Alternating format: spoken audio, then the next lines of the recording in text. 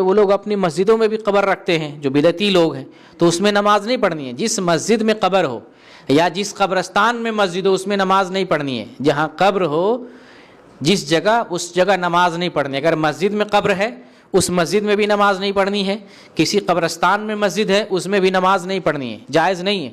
اگر اسلامی حکومت آ جائے اور اسلامی حکومت رہے اور مسلمانوں کا خلیفہ اگر رہے تو نہ ایسا مزار آپ کو وہاں ملے گا، نہ ایسے مزار وہ جو ہے اس قبرستان میں مسجد نظر آئے گی۔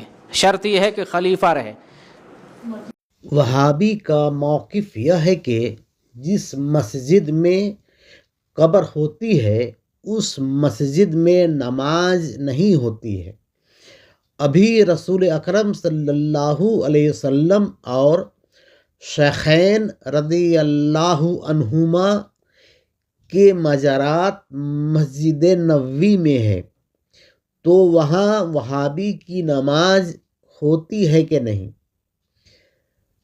کوئی قبر مسجد کے اندر نہیں ہوتی ہے بلکہ مسجد کے بغل میں ہوتی ہے، جیسے گنبد خضرا ہے۔